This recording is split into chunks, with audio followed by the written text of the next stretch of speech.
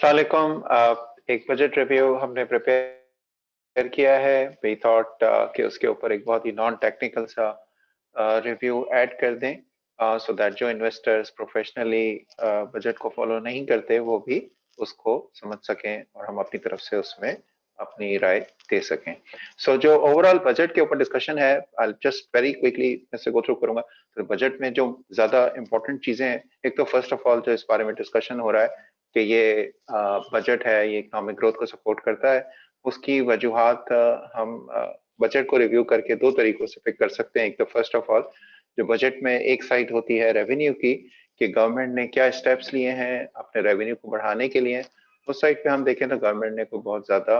Material taxes as such कोई नहीं increase किए हैं किसी भी सेक्टर के ऊपर। दैट इज वाई इसको हम कह सकते हैं कि overall in terms of supporting economic growth ये बजट सपोर्ट करता है। दूसरा, ऐसे स्टेप्स गवर्नमेंट ने लिए हैं जिससे इकोनॉमिक एक्टिविटी इंकरेज हो, कॉस्ट ऑफ डूइंग बिजनेस कम हो। सो कुछ सेक्टर्स के लिए हमने रिलीफ भी देखा है ड्यूटीज में, टैक्सेस में, और उसके अलावा कुछ सेक्टर्स को इंसेंटिवाइज किया है जो कि हम आगे डिस्कस करेंगे। दूसरी साइड जो बजट की होती है वो एक्सपेंस साइड है। उसमें भी हमने देखा है कि गवर्नमेंट ने जो अपनी स्पेंडिंग है वो तरक्याती अखराजात या पीएसटीपी प्रोग्राम पे उस पर बहुत सिग्निफिकेंट इंक्रीज किया, जो कि खुद इंकरेज करता है फिर ओवरऑल इकोनॉमिक डिमांड को और उससे एसोसिएटेड डायरेक्ट और इनडायरेक्ट इंडस्ट्रीज को, जिसकी वजह से भी इकोनॉमिक ग्रोथ को सपोर्ट मिलती है। सो ये दो मेजर इंडिकेटर्स या मेजर साइड्स कह लें जो कि सपोर्ट करती हैं इस स्टैंड को। अब हम थोड़ा सा बजट के जो टारगेट्स हैं बारे में बात कर लेते हैं। जैसे जीडीपी ग्रोथ का टारगेट है,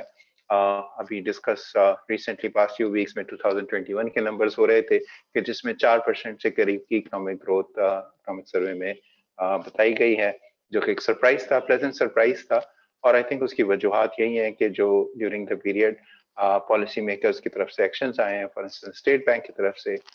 जो स्कीम्स आई to support the economic activity, interest rate भी कट हुए, फिर गवर्नमेंट की अपनी पॉलिसीज भी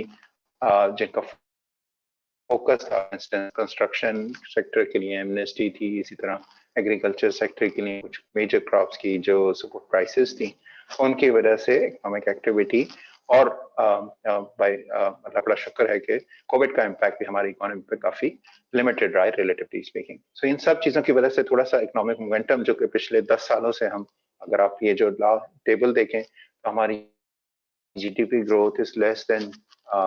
4%, तो 4% से कम थी, जो कि अब 21 की 4% के करीब आई है और 22 में गवर्नमेंट एक्सपेक्ट कर रही है कि वो 5% के करीब होगी, 4.8%। जिसके अगेन तीन मेजर हमारे सेक्टर्स हैं। एग्रीकल्चर, जिसके ऊपर गवर्नमेंट ने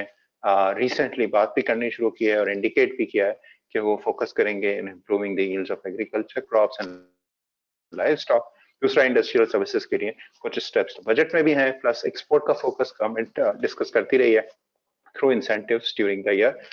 वो पावर टैरिफ्स की सूरत में भी थे और डिफरेंट पॉलिसीज में भी थे, सूरत में भी थे। हम जो मेजर अगर इकोनॉमिक टारगेट्स की बात करें, सो ओवरऑल जीडीपी ग्रोथ का नंबर हमने डिस्कस किया 4.8% के करीब है। दूसरा जो नंबर बजट में गिवन होता है वो इन्फ्लेशन का होता है, तो गवर्नमेंट कोई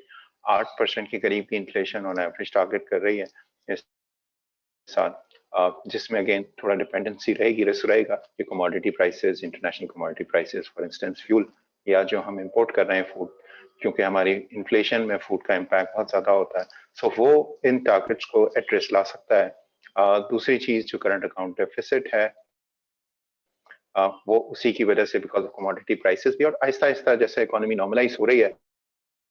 क्योंकि हमारी इंपोर्ट्स बहरहाल उसकी बेस ज्यादा है एक्सपोर्ट से, तो उसकी वजह से जो करंट अकाउंट डेफिसिट है वो एक्सपेंड होना शुरू होगा। दूसरी चीज, जो फिजिकल डेफिसिट का टारगेट है वो गवर्नमेंट ने 6.3% पे सेट किया है, और जो ओवरऑल प्राइमरी बैलेंस है, यानी कि वो गवर्नमेंट की जो डेट यानी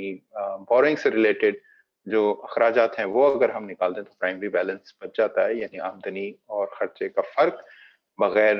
इंक्लूड किए हुए डेट रिलेटेड एक्सपेंसेस। सो वो कोई प्राइमरी बैलेंस कहलाता है, वो कोई 0.7% के करीब गवर्नमेंट ने बजट किया है। ऑल इन ऑल हमने थोड़ा सा उनके ऊपर, बिकॉज अगेन जो एनवायरमेंट रिस्क की है, गवर्नमेंट ने अस्यूम किया है अगेन कि वो एक टैक्स टारगेट भी, ये टैक्स टारगेट अचीव कर लेंगे, बट कहीं कहीं क्योंकि रेवेन्यू मेजर्स हमें मिसिंग नजर आ रहे हैं, तो हमने अपनी अजम्पशंस में डिटेल में डिस्कस कर लेते हैं। बट उससे पहले एक बजट का ओवरऑल रिव्यू आपको दे देते हैं। इन टर्म्स ऑफ जो इम्पोर्टेंट चीज है इन टर्म्स ऑफ बजट,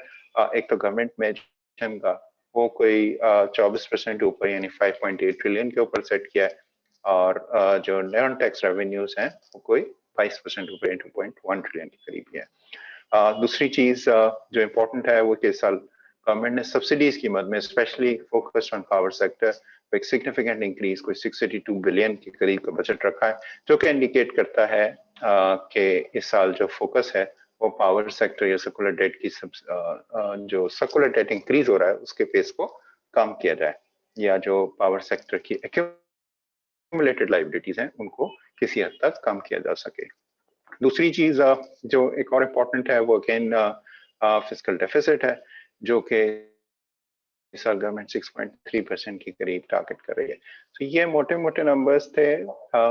जो हम अब अगेन जो गवर्नमेंट के एस्टिमेट्स हैं और उनको थोड़ा सा एक रिव्यू करें तो इसमें एक तो अगेन ये अच्छी बात है कि गवर्नमेंट ने कोई नई टैक्सेस नहीं लगाए हैं, बहुत ज्यादा इंडस्ट्रीज को स्क्वीज नहीं किया है, बट अगेन फिर उससे उसके अपना जो टैक्स कलेक्शन टारगेट है जिसमें 24% की, उसमें हम लगता है कि शायद थोड़ा शॉर्टफॉल आएगा। सेकेंडली जो नॉन टैक्स रेवेन्यू है उसमें एक बड़ा पोर्शन कंट्रीब्यूट होता है वो पेट्रोल और फ्यूल के ऊपर टैक्सेस है, जो कि इस हमारे हिसाब से जो कंजम्पशन रेट है उससे 25 से 30 रुपए पर लीटर चार्ज करना पड़ेगा अभी फॉर द टाइम बिंग, क्योंकि ऑयल प्राइसेस इंटरनेशनल मार्केट्स में बढ़ गई है तो गवर्नमेंट ने वो उस टैक्स को बहुत कम कर दिया है, वो शायद 5 रुपए से भी कम कर दिया है। तो अब सवाल ये थोड़ा सा क्रिटिकल रहेगा कि अगर ऑयल प्राइसेस और खुदा न खास्ता बढ़ गई तो फिर गवर्नमेंट की एबिलिटी कि वो उसके ऊपर इतना हैवी टैक्स चार्ज करे वो थोड़ी क्वेश्चनेबल रहेगी। तो एक ये एक एलिमेंट था, प्लस दूसरा जो कंसोलिडेटेड फेडरल बजट होता है उसमें एक पोर्शन आ रहा होता है, पहले तो गवर्नमेंट उसमें से शेयर प्रोविंसेस को देती है, फिर प्रोविंसेस अपना रेवेन्यू मोबिलाइज करते हैं और उसमें से खर्चा निकाल के फिर जो बचता है उसको सरप्लस या डेफिसिट दोबारा कंट्रीब्यूट करते हैं टुवर्ड्स दी फेडरल गवर्नमेंट। सो वो गवर्नमेंट ने एक्सपेक्ट किया कि 570 बिलियन का सरप्लस फ्रॉम प्रोविंसेस, सो वो भी in relation to past few years looking at the numbers, और गवर्नमेंट का अपना फोकस और प्रोविंसेस का अपना फोकस ऑन तरक्याती अखराजात, उसको देखते हुए वो भी थोड़ा सा लगता है कि थोड़ा ज्यादा है। So all in all in numbers को देखें तो उसकी वजह से जो इम्पैक्ट आता है वो फिर यही होगा कि जब रेवेन्यू कम हो रहा है तो फिर जो गवर्नमेंट ने अपने खर्चे बजट किए हुए हैं उनमें से एक तो सब्सिडीज होती हैं कि या तो उनको कम किया जाए या फिर जो तरक्याती अखराजात हैं उनको कम करना पड़े। सो वो हमने थोड़ी एडजस्टमेंट्स अपने हिसाब से करके जो देखी हैं। अगेन इसमें रिस्क तो रहेगा एनवायरमेंट में टैक्स कलेक्शन में, सो हमने ये कॉलम में गवर्नमेंट के बजटेड नंबर्स दिए, फिर थोड़ा सा उनके वर्क बैक करने की कोशिश की और थोड़ा corroborate करने की कोशिश की, मेजर से जो नहीं हुई वहाँ थोड़ी एडजस्टमेंट की है। तो जो टैक्स कलेक्शन टारगेट है उधर थोड़ा शॉर्टफॉल आता है 300 से 400 बिलियन का। इसी तरह जो नॉन टैक्स रेवेन्यू है उधर भी कोई 200 बिलियन के करीब का शॉर्टफॉल आता है। इस तरह जो एक्सपेंडिचर है उधर फिर गवर्नमेंट को ये जो रेवेन्यू कलेक्शन शॉर्ट हो रही है वो उधर कम करना पड़ेगा। सो हमने उधर भी एडजस्टमेंट लिए और हमारा जो ओवरऑल फिस्कल फिर जो जो खसारा है वो कोई 6.8% के करीब चला जाता है, और जो प्राइमरी बैलेंस जैसे मैंने कहा कि विदाउट इंक्लूडिंग डेट रिलेटेड खर्चे वो कोई 1.1% के करीब चला जाता है। सो ये उनकी समरी है कि क्योंकि हम ये डिस्कस कर चुके हैं, ऑल इन ऑल ये सिर्फ एक समरी है कि जो एक्सपेक्टेड नंबर्स हैं उनमें थोड़ी सी गवर्नमेंट के रेवेन्यू के एस्टिमेट्स में लग रहा है कि थोड़ा सा शायद रिस्क रहेगा कलेक्शन में।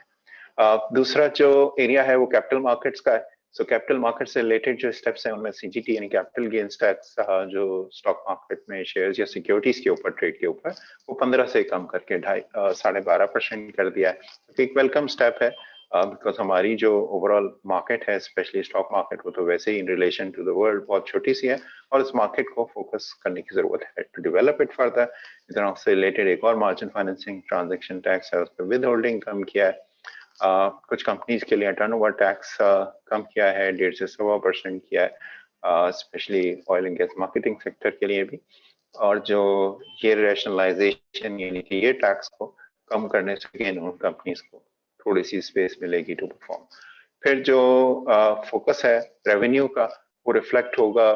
या स्पेंडिंग का टुवर्ड्स तरक्याती स्कीम्स जो पीएसडीपी प्रोग्राम में हमने डिस्कस किया था ऊपर, वो उनका इम्पैक्ट नजर आएगा स्टील पे, सीमेंट पे और सेलाइड इंडस्ट्रीज की डिमांड के ऊपर और उनके वॉल्यूम्स में, उनकी प्रॉफिटेबिलिटी पे। इस तरह बहुत सारे सेक्टर्स में इंपोर्ट ड्यूटी कम की है, रॉ मटेरियल्स के ऊपर, मशीनरी के ऊपर। अगेन द आइडिया इज के जो ओवरऑल एनवायरनमेंट है उसको कंड्यूसिव बनाया जाए फॉर कॉर्पोरेट, कि वो ग्रो करें, वॉल्यूम्स इंक्रीज हो, ओवरऑल डिमांड बेहतर हो, ताकि उससे अगेन फिर टैक्स कलेक्शन के ऊपर इम्पैक्ट पॉजिटिव आए। फिर जो एग्रीकल्चर के ऊपर गवर्नमेंट का फोकस है, सीड, फर्टिलाइजर, ट्रैक्टर्स, उसके ऊपर भी गवर्नमेंट का फोकस, क्योंकि अब आगे चल के नजर आएगा फर्दर, तो शायद उसकी वजह से जो एग्रीकल्चर की ग्रोथ है, जो पिछले सालों में काफी इफेक्ट होना शुरू हो गई थी, वो भी थोड़ी इम्प्रूव होगी। और जो सब्सिडीज गवर्नमेंट ने जो बजट में प्रेजेंट की हैं, उसका थोड़ा पावर सेक्टर के ऊपर पॉजिटिव इम्पैक्ट आएगा, बिकॉज उसकी वजह से वो सेक्टर लिक्विडिटी क्रंच में था, और जो ओवरऑल सर्कुलर डेट है वो बढ़ता जा रहा था। सो वो मार्केट्स के लिए पॉजिटिव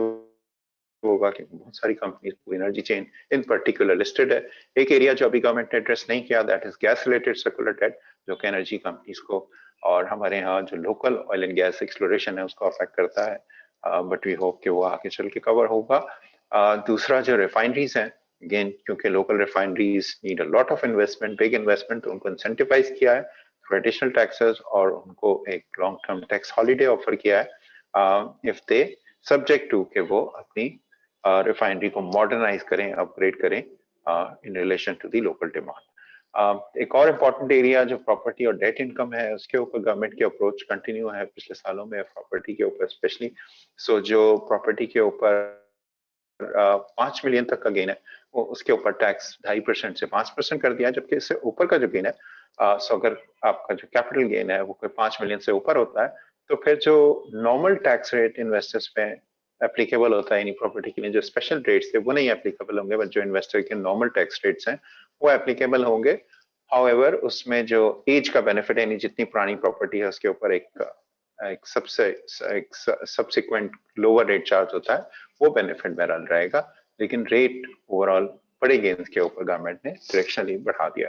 फिर जो दूसरी साइड है वो प्रॉफिट ऑन डेट है, यानी कि बैंक डिपॉजिट या इंटरेस्ट इनकम के ऊपर अगर जो टैक्स रेट है उसको भी इंक्रीज कर दिया है। सो फॉर इंस्टेंस अगर वो 5 मिलियन तक का है तो उसके ऊपर तो 15% का टैक्स रेट है, पहले ये स्लैब वाइज होता था, और आई थिंक 5 लाख से नीचे तो 10% का टैक्स रेट, बट अब एक सिंगल टैक्स रेट अगर इंटरेस्ट इनकम 5 मिलियन तक है, और इससे ऊपर जो है वो फिर वो नॉर्मल टैक्स रिजीम में, यानी जिस तरह प्रॉपर्टी के ऊपर हो रहा है कि वो भी आपके नॉर्मल टैक्स रेट के ऊपर जो भी आपके इनकम के हिसाब से स्लैब बनता है, उसके ऊपर वो चार्ज होगी। तो स्टॉक मार्केट से या मार्केट से रिलेटेड इंडस्ट्रीज जो मेजर मेजर इम्पैक्ट हम डिस्कस कर सकते हैं, वो सीमेंट है। सीमेंट क्योंकि स्पेंडिंग बहुत ज्यादा हो रही है, प्लस गवर्नमेंट का फोकस भी है, नया पाकिस्तान हाउसिंग के लिए भी गवर्नमेंट ने सब्सिडी रखी है, कंटिन्यूड फोकस कंस्ट्रक्शन सेक्टर के ऊपर नजर आ रहा है, डैम्स के ऊपर नजर आ रहा है, तो वो सीमेंट सेक्टर की प्रॉफिटेबिलिटी के लिए पॉजिटिव होगा। स्टील सेक्टर में क्योंकि अगेन इससे रिलेटेड जो स्टील इम्पोर्ट्स हैं उसके ऊपर एचआरसी के ऊपर ड्यूटी कम कर दी है गवर्नमेंट ने, वो 5% थी, रिमूव कर दिया है, उससे वो एचआरसी प्रोड्यूसर्स को फायदा होगा। सिमिलरली क्योंकि पीएसडीपी स्पेंडिंग होगी, कंस्ट्रक्शन होगी, तो जो सरिया और जो रिलेटेड मटेरियल बनाते हैं स्टील मैन्युफैक्चरर्स, उनको फायदा होगा। इसी तरह जो ओवरऑल सेक्टर का इनिशिएटिव है वो स्टील प्रोड्यूसर्स को फायदा होगा। ऑटो सेक्टर के लिए गवर्नमेंट ने इस दफा छोटी गाड़ियों के ऊपर 850 सीसी तक की गाड़ियों के ऊपर जो है एक मेजर रिलीफ दिया है, वो 17 से 12.5 कर दिया है सेल्स टैक्स, जबकि जो एफईटी है वो 2.5% की रिमूव कर, इसको लाख रुपए की ऊपर फर्क पड़ जाता है 12-13 लाख की गाड़ी के ऊपर। और इसके साथ साथ आई थिंक जो अच्छा स्टेप है वो जो इलेक्ट्रिक व्हीकल्स हैं उनको उनके ऊपर इंसेंटिव्स दिए हैं, उनके ऊपर टैक्सेस कम किए हैं उनकी इंपोर्ट के ऊपर, सो दैट जो लोकल इलेक्ट्रिक व्हीकल्स हैं वो भी आगे जाके उस इंडस्ट्री थ्राइव कर सके, और जो ईवीज के ऊपर पॉलिसी है वो गवर्नमेंट की वैसे भी नजर आ रही है। टेक्सटाइल्स के लिए काफी ज्यादा भी अगेन मटेरियल बेनिफिट होगा, क्योंकि रेगुलेटरी ड्यूटी पीएसएफ के ऊपर, पॉलिएस्टर यार्न के ऊपर, इसी तरह कस्टम ड्यूटी और डिफरेंट ड्यूटीज जो है वो रॉ कॉटन के ऊपर भी कम की हैं, और दूसरे मटेरियल्स पे कम किए हैं, जो कि अगेन फिर इन कंपनीज को स्पेस देने के लिए, प्रॉफिटेबिलिटी बेहतर करने के लिए, उनकी वॉल्यूम्स की ग्रोथ के लिए पॉजिटिव होगा। आईटी सेक्टर पे गवर्नमेंट का फोकस पहले भी रहा, इस दफा भी इन्होंने जो आईटी सेक्टर का 0 रेटिंग है पर्टिकुलरली एक्सपोर्ट रिलेटेड, इसका स्कोप को वाइडन किया है। सो और कंपनीज भी इससे बेनिफिट हो सकेंगी। स्पेशल टेक्नोलॉजी जोन का अनाउंस किया है, जिसमें अगेन टैक्स बेनिफिट होगा और विद होल्डिंग टैक्स जो टेलीकॉम सर्विसेज है उस पर थोड़ा सा चेंज किया है, कम किया है। पावर सेक्टर के लिए अगेन जो बेनिफिट है वही थ्रू सब्सिडी है, बिकॉज इस सेक्टर का इस वक्त जो सबसे बड़ा इशू एटलीस्ट जो लिस्टेड स्पेस में है वो पेमेंट्स का ना होना है या सर्कुलर डेट का ग्रो होना है, जिसकी वजह से इनकी लिक्विडिटी बहुत सिग्निफिकेंटली होती है। सो एक अच्छी अमाउंट सब्सिडी में नजर आने का मतलब ये है कि कंपनीज में वो कैश चैनल हो सकता है। बैंक्स के लिए थोड़ा पॉजिटिव हो सकती कि विद होल्डिंग टैक्स की वजह से थोड़ी जो बैंक डिपॉजिट से पैसा निकल जाता था या करेंसी इन सर्कुलेशन में अपेरेंटली नजर आता था, हो सकता है उसके लिए पॉजिटिव हो ओवरऑल बैंक डिपॉजिट ग्रोथ के लिए। प्लस कुछ सर्विसेज के ऊपर भी इन्होंने टैक्सेस कम किए। रिफाइनरीज के लिए मैंने पहले भी डिस्कस किया कि वो 10 साल का टैक्स हॉलीडे, और again idea is to encourage more investment in upgradation और की एक्सपेंशन के ऊपर उसको इनकरेज करें। सो फार्मास्यूटिकल के लिए काफी सारे जो लोकल एपीआईज हैं, ये जो एक्टिव इंग्रेडिएंट्स होते हैं इनके रॉ मटेरियल कह लें, उसके ऊपर काफी सारी लिस्ट ऑफ एपीआईज है जिसके ऊपर ड्यूटीज और टैक्सेस कम किए। जो कंज्यूमर सेक्टर उसके लिए कुछ मिक्स्ड है, एक एफईडी जूसेस के ऊपर से हटा लिया है, बट कुछ जो मिल्क जो डेयरी रिलेटेड प्रोडक्ट्स हैं, वैल्यू एडेड प्रोडक्ट्स हैं, उनके ऊपर सेल्स टैक्स दिया है। तरह जो एनटीडीसी और पैको है जो कि अगेन अप्लायंसेस और ट्रांसफॉर्मर्स वगैरह परचेज करती हैं कंपनीज या अप्लायंसेस परचेज करती हैं, उनके लिए एलोकेशन बजट बढ़ा दिया है, तो उनकी डिमांड इससे पॉजिटिव हो सकती है। So all in all this is the crux of the budget. मकसद ये था कि हम बहुत कोशिश करें विदाउट बीइंग टेक्निकल आपको बजट का इम्पैक्ट बता सकें। Thank you very much.